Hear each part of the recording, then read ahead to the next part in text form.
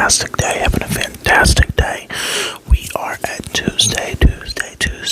I hope everyone had a good weekend. I hope everyone did everything that they wanted to get done. It's just been very chaotic for me over on my side. Without getting too much into it, I had a death in the family that I've been dealing with, and it's just been really, really hard on me and my family. So I have been just not able to do these videos lately. I also got some new lighting.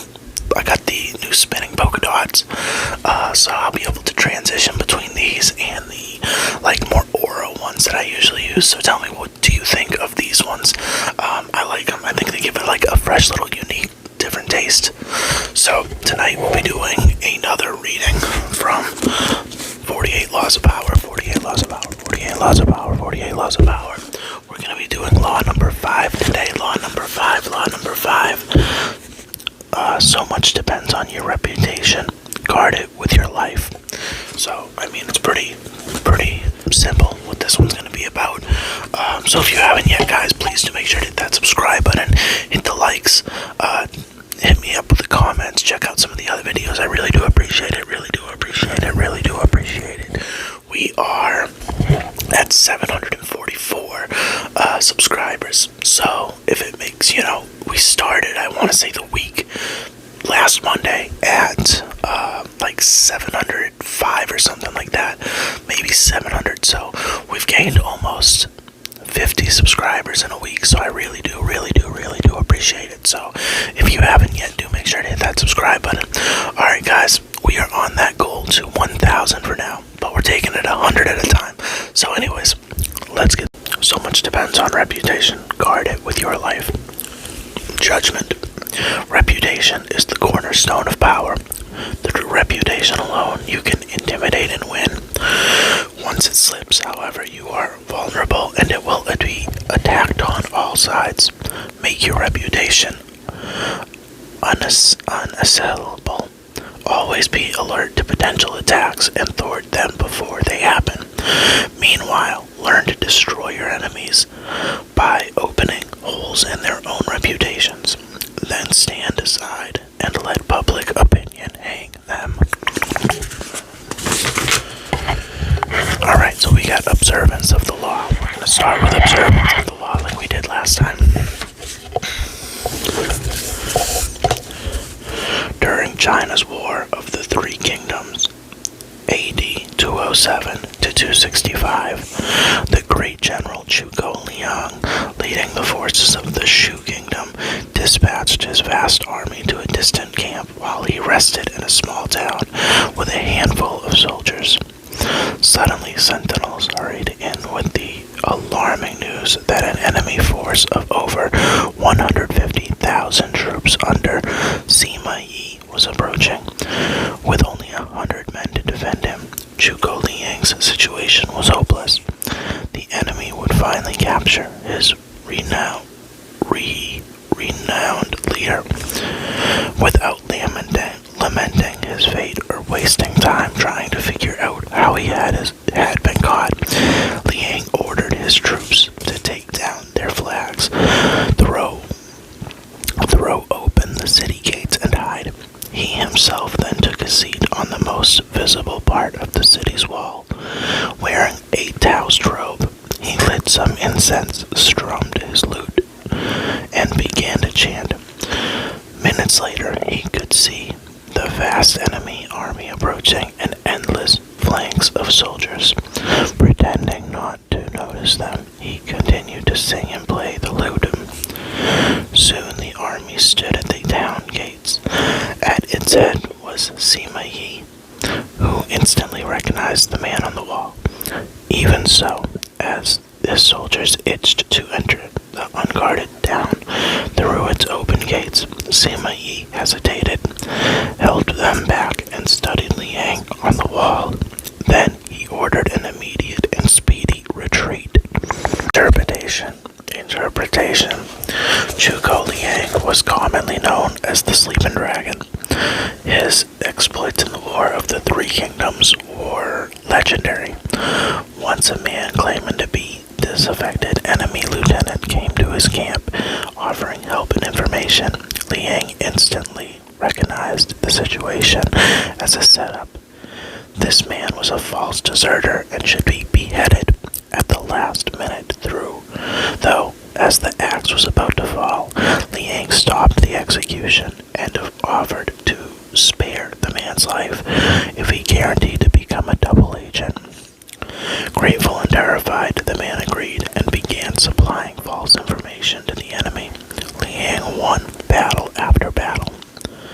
On another occasion, Liang stole a military seal, created false documents dispatching his enemy's troops to distant locations.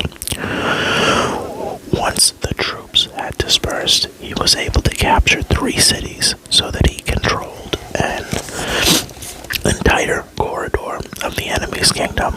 He also tricked the enemy into believing one of the best generals was a traitor, forcing the man to escape and join forces with Liang.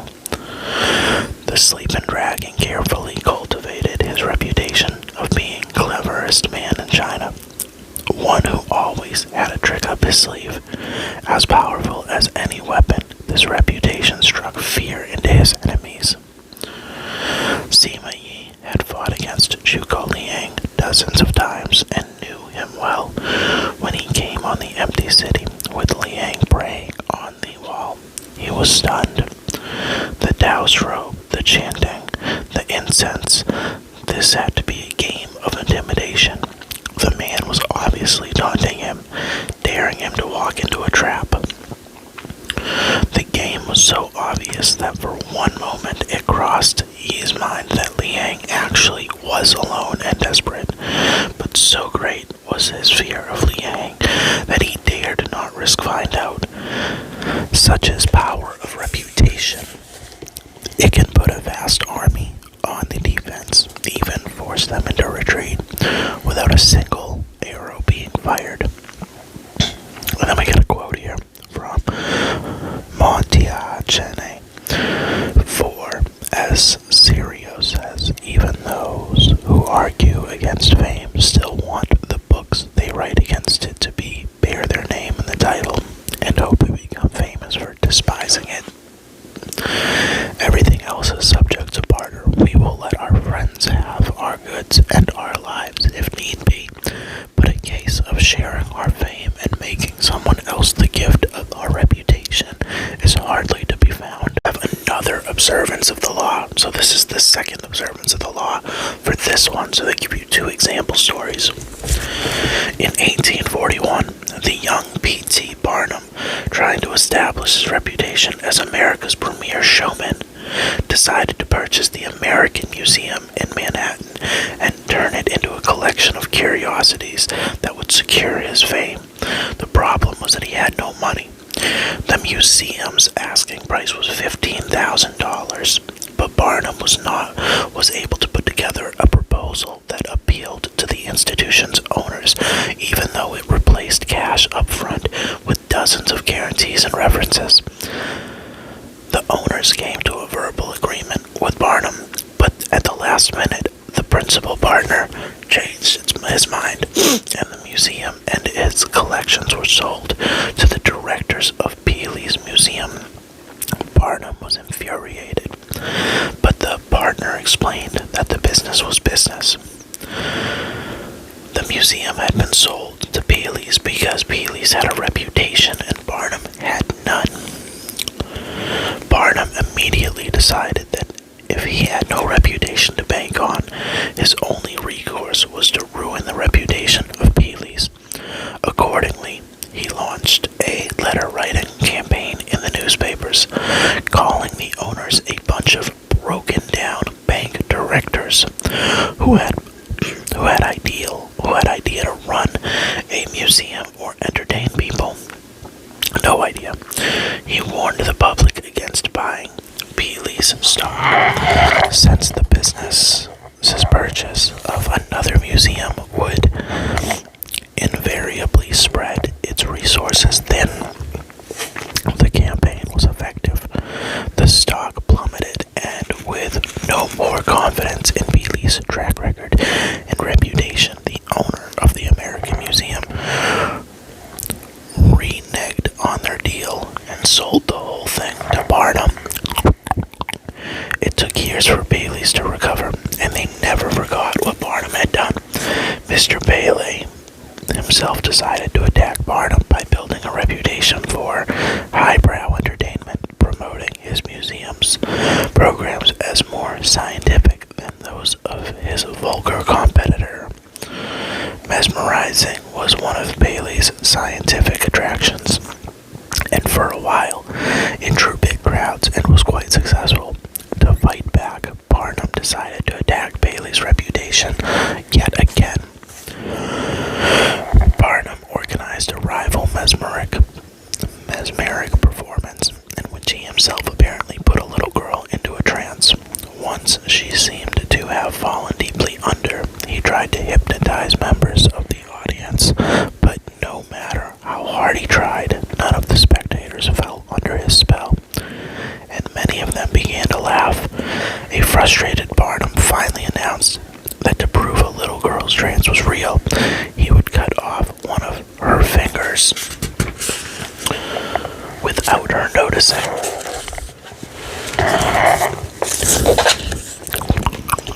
But as he sharpened the knife, the little girl's eyes popped open and she ran away, to the audience's delight.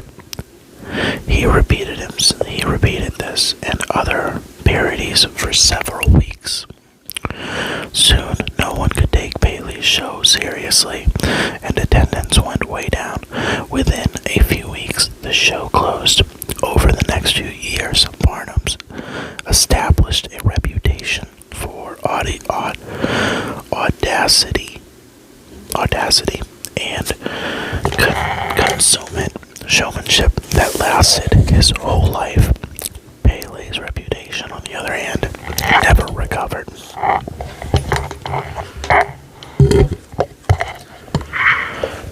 Okay, so the interpretation of this one is Barnum used two different tactics to ruin Bailey's reputation. The first was simple. He sowed doubts about the museum's stability and solvency. Doubt is a powerful weapon. Once you let it out of the bag with insidious rumors, your opponents are in a horrible dilemma.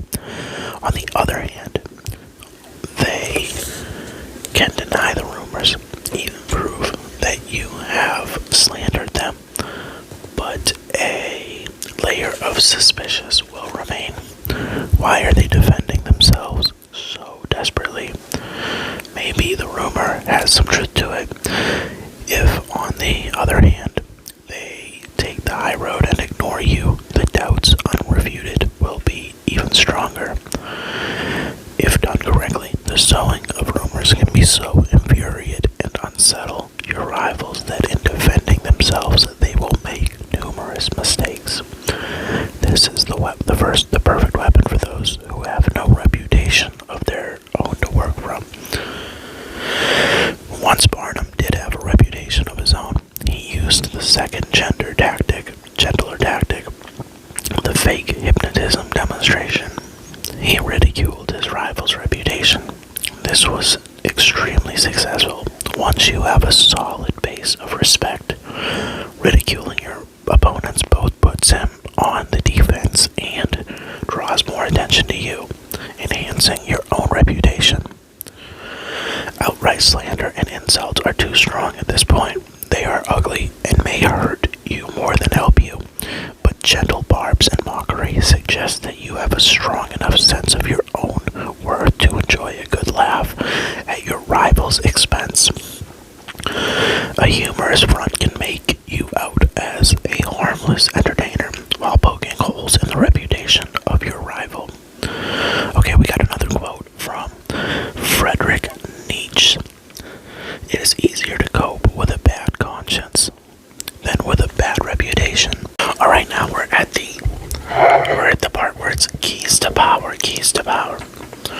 The people around us, even our closest friends, will always, to some extent, remain mysterious and unfathomable. Their characters have secret recesses that they never reveal. The unknowableness of other people could prove disturbing if we thought thought about it long enough, since it would make it impossible for us to really judge other people. So we prefer to ignore this fact and to judge people on their appearance, on what is most visible to our eyes, clothes, gestures, words, actions. In the social realm, appearances are the barometer of almost all of our judgments, and we must never be misled into believing otherwise. One false slip, one awkward or sudden change in your appearance can prove disastrous.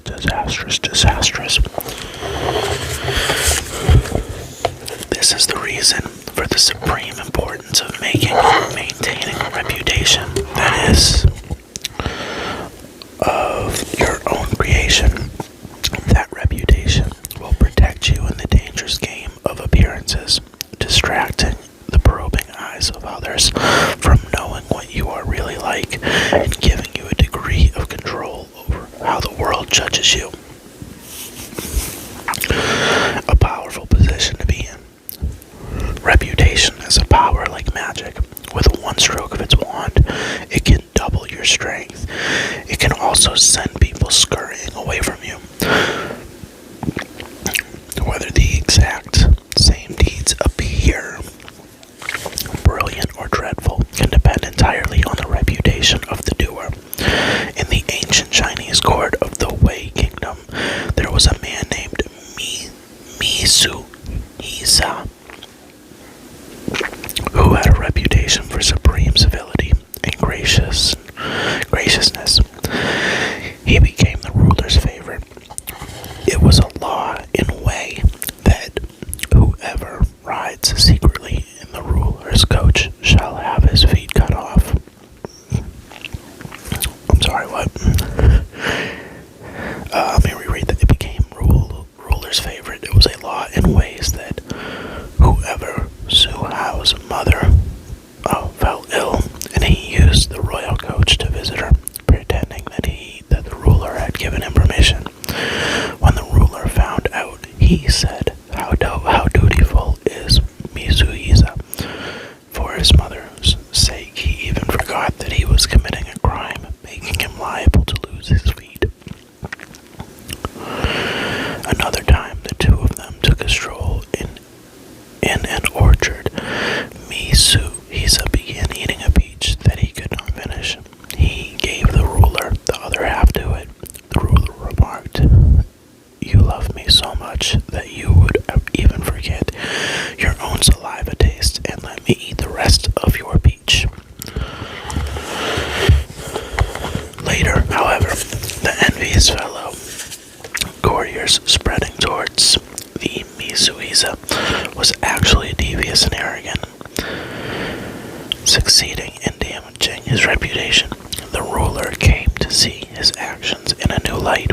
The fellow once rode in my coach under pretense of my order, he told the courtiers angrily, and another time he gave me a half-eaten peach for the same actions that had charmed the ruler when he was the favorite.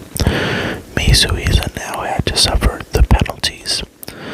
The fate of his feet depended solely on the strength of his reputation. In the beginning, you must work to establish a reputation for one outstanding quality, whether generosity or honesty or cunning.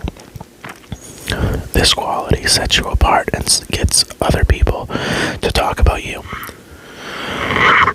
You then make your reputation known to as many people as possible. Subtly, though, take care to build slowly and with a firm foundation, and watch it as spreads like wildfire.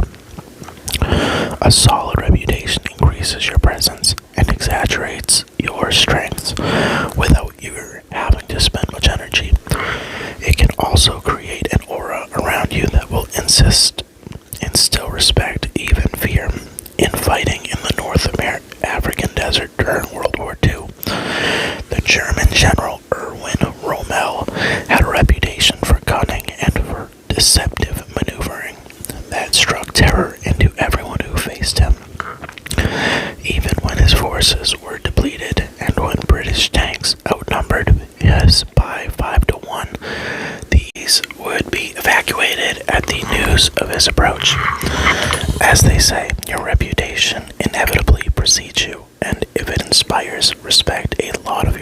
is done for you before you arrive on the scene or utter a single word.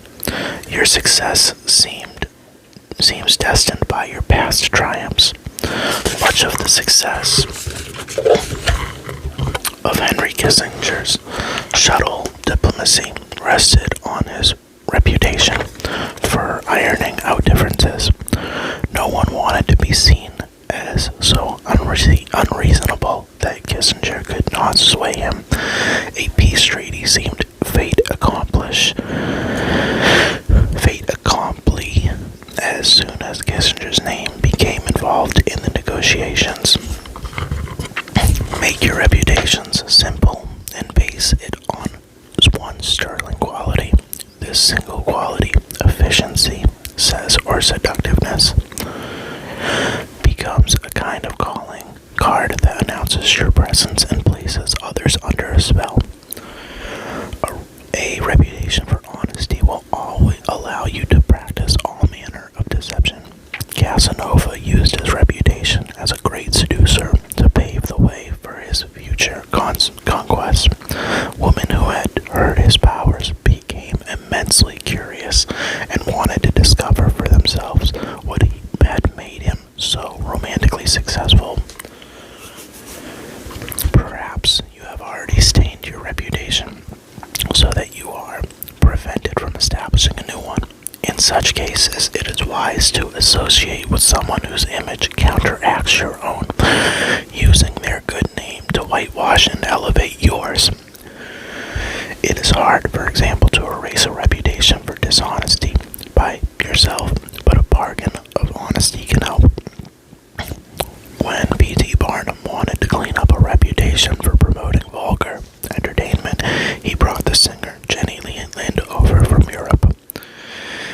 She had a stellar, high-class reputation, and the American tour Barnum sponsored for her greatly enhanced his own image. Similarly, the great robber barons of 19th century America were long unable to rid themselves of her reputation for cruelty and mean-spiritedness. Only when they began collecting arts so that the names of Morgan Frick became permanently associated with those of Da Vinci and Rembrandt were they able to soften their unpleasant image. Reputation is a treasure to be carefully collected and hoarded, especially when you are first establishing it. You must protect it strictly and anticipating all attacks on it. Once it is solid, do not let yourself get angry or defensive to the slanderous comments of your enemies. That reveals insecurity, now confidence in your reputation.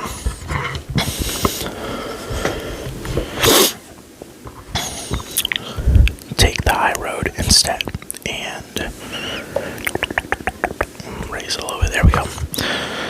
Take the high road instead and never appear desperate in your self-defense. On the other hand, an attack on another's reputation is a potent weapon, particularly when you have less than what he does. He has much more to lose in such a battle, and your own thus far small reputation gives him a small target when he tries to return your fire. Barnum used such campaigns to great effects in his early career, but this tactic can be practiced with skill. You must not seem to engage in petty vengeance. If you do not break your enemy's reputation cleverly, you will inadvertently ruin your own. Thomas Edison, considered the inventor who harnessed electricity, believed that a workable system would have to be based on direct current, DC. When the Serbian scientist Nikola Tesla appeared to have succeeded in creating a system based on alternating current, AC, Edison was furious. He determined to have Tesla's reputation by making the public believe that the AC system was inherently unsafe. Then Tesla irresponsible in promoting him.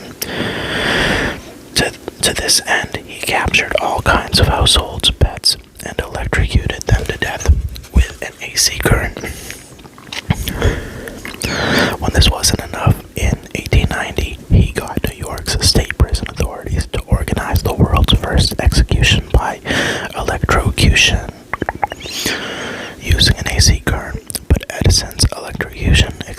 incidents had all been with small creatures.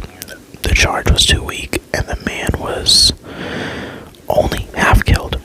In perhaps the country's cruelest state authorized execution, the procedure had to be repeated, and it was an awful spectacle. Although in the long run, it is Edison's name that has survived. At the time, his campaign damaged his own reputation more than Tesla's. He backed off. The lesson is simple. Never go too far in attacks like these, for that will draw attention to your own vengefulness than to that person you are slandering. When your own reputation is solid, use subtle tactics such as satire and ridicule to weaken your opponents while making you out as a charming rogue. The mighty lion toys with the mouse that crosses his path. Any other reaction would mar his fearsome reputation. Image. A mine full of diamonds and rubies. You dug for it. You found it, and your wealth is now assured. Guard it with your life. Robbers and thieves will appear from all sides. Never take your wealth for granted and constantly renew it. Time will diminish the jewels' luster and bury them far from sight. Authority. Therefore, I should wish our courtier to bolster up his inherent worth with skills and cunning and ensure that whatever he has to go where he is a stranger, he is preceded by a good reputation, for the fame which appears to rest on the opinions of many fosters a certain unshakable belief in a man's worth, which is then easily strengthened in minds already thus disappointed and prepared. That was by Baldassar Castiglione. Alright, we are at the part where it's the reversal. There is no possible reversal. Reputation is critical. There are no exceptions to this law. Perhaps not caring what others think of you, you gain a reputation for insolence and arrogance. But that can be a valuable image in itself. Oscar Wilde used it to great advantages. Since we must live in society and must depend on the opinions of others, there is nothing to be gained by neglecting your reputation, by not caring how you are perceived, and let others decide this for you. Be the master of your fate and also of your reputation. Alright guys, I hope you guys enjoyed that one. That was Law 5, Chapter 5 for the 48 Laws of Power. That's a very important one. At the end of the day, your reputation does mean a lot in life, so you want to really uphold that and give yourself a strong reputation. Anyways, hope everyone's having a great day. Do make sure to hit that subscribe button. I do appreciate it, and I will talk to you guys